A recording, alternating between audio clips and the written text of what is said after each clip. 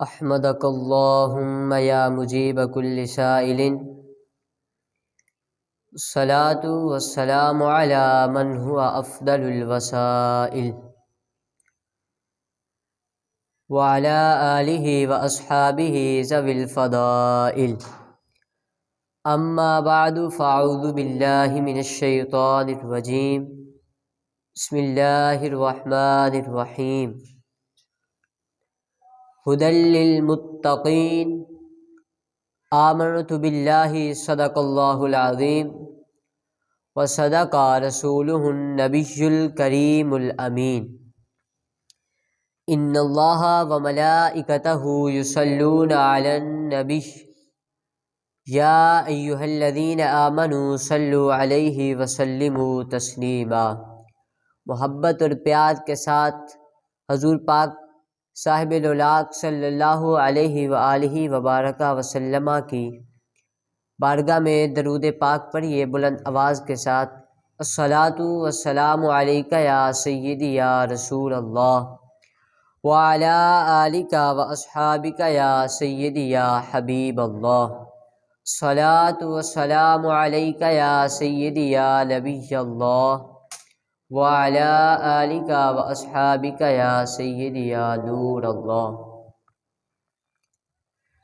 گرامی قدر حضرات، انشاءاللہ آج قرآن مجید فرقان حمید برہان الرشید احسن الحدیث کے بارے میں گفتگو کروں گا کہ قرآن پڑھنے کی کیا فضیلت ہے، قرآن کی کیا عظمت اور شان ہے۔ گرامی قدر حضرات، قرآن مجید اللہ کے محبوب صلی اللہ علیہ وبارک وسلم کے سینہ پر اترنے والی وہ کتاب ہے، وہ بابرکت کتاب ہے کہ جس کا ہر ایک حرف نور اور روشنی ہے، اور اس کتاب میں ہدایت بھی ہے، اور اسے کتاب الہدایت بھی کہا جاتا ہے۔ جو بندہ اس سے وابستگی اختیار کر لے، اس کو پڑھنے کا معمول بنا لے، قرآن مجید کی تلاوت کا معمول بنا لے، اس کی دنیا بھی سنور جاتی ہے، اس کی آخرت بھی سنور جاتی ہے۔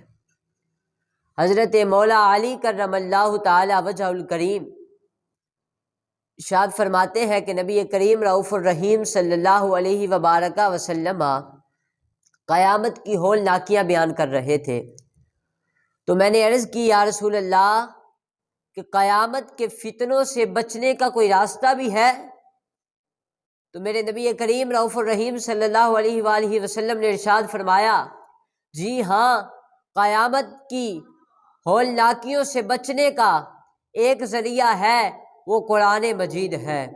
جو بندہ قرآن مجید سے لپٹ جاتا ہے، جو بندہ قرآن مجید کو سینے سے لگا لیتا ہے، وہ بچ جاتا ہے۔ فرمایا جو قرآن سے ہدایت ڈھونڈتا ہے، اس سے قرآن مجید ہدایت عطا فرماتا ہے۔ جو قرآن سے ہٹ کے کسی اور چیز سے ہدایت لینا چاہے تو اللہ تعالیٰ اسے گمراہ کر دیتا ہے۔ یہ وہ کتاب ہے، قرآن مجید حضور صلی اللہ علیہ وسلم کے سینے پہ اترنے والی وہ کتاب ہے وہ جو ہدایت کا سرچشمہ ہے، جس کا ہر ایک لفظ صداقت سے بھرا ہوا ہے، ہر ایک لفظ صداقت پہ مشتمل ہے۔ کوئی بھی مصنف ہے، کوئی بھی رائٹر ہے، کوئی بھی بڑے سے بڑا مصنف ہے، کتب لکھنے والا ہے، وہ اپنی کتاب لکھ کے یہ کہہ نہیں سکتا کہ اس میں کوئی غلطی کی گنجائش نہیں۔ کوئی بھی کتاب لکھتا ہے وہ کہتا ہے کہ اگر میری کتاب میں کوئی غلطی کی گنجائش ہے تو میری اصلاح فرمائے۔ کوئی بھی بڑے سے بڑا مصنف ہے، کوئی بھی کتاب لکھتا ہے تو یہ وہ دعویٰ نہیں کر سکتا کہ یہ بلا شبہ ہر غلطی سے پاک ہے، اس میں کوئی غلطی کی گنجائش نہیں، یہ کوئی بات نہیں کر سکتا۔ یہ واحد کتاب قرآن مجید ہے کہ جس میں کوئی غلطی کی گنجائش ہی نہیں۔ ذالک الکتاب لا ریب فیہ، تو قرآن مجید میں کوئی غلطی کی گنجائش ہی نہیں۔ حضرت سیدنا امام شافعی رحمۃ اللہ تعالی علیہ، آپ نے ایک کتاب لکھی اور اپنے شاگرد کو سامنے بٹھایا اور فرمایا کہ اس کو پڑھو۔ جب اس نے پڑھنا شروع کیا تو اس نے کئی جگہ پہ کہا کہ حضرت جی یہاں پہ یہ لفظ ہوتا تو بہتر ہو جاتا، یہاں پہ یہ ہوتا تو بہتر ہو جاتا، کافی اس نے غلطیاں نکالی۔ تو حضرت امام شافعی رحمۃ اللہ تعالی علیہ نے دوسری بار پھر پڑھائی کہ بالآخر 70 بار اس کتاب کو پڑھا گیا۔ جب 70 بار اس کتاب کو پڑھ لیا گیا تو ہر بار کوئی نہ کوئی مسٹیک، کوئی نہ کوئی غلطی اس سے نکل گئی۔ تو حضرت امام شافعی رحمۃ اللہ تعالی علیہ نے فرمایا اسے بند کر دو، فرمایا یہ شافعی کی کتاب ہے، اس میں غلطی ہو سکتی ہے، اس میں غلطی کی گنجائش ہے، اس میں شک کی گنجائش ہے، صرف واحد کتاب قرآن مجید ہے جس میں کوئی غلطی کا امکان ہی نہیں، جس میں کوئی شک کی گنجائش ہی نہیں۔ یہ صرف کتاب قرآن مجید ہے کہ جس کے اندر کوئی شک کی گنجائش کی ہی نہیں جا سکتی۔ دنیا کے اندر واحد کتاب قرآن مجید ہے، اللہ اکبر کبیرہ۔ اور یہ قرآن مجید نبی کریم رؤوف الرحیم صلی اللہ علیہ وآلہ وسلم کا زندہ اور جاوید معجزہ ہے۔ نبی کریم رؤوف الرحیم صلی اللہ تعالی علیہ وآلہ وسلم جب عرب کے لوگوں کے پاس قرآن مجید کی آیتیں لے کر آئے تو انہوں نے معاذ اللہ کہا کہ یہ اللہ کے نبی صلی اللہ تعالی علیہ وسلم جو ہے اپنے سے گھڑ کر آیتیں ہمارے پاس لے کر آتے ہیں،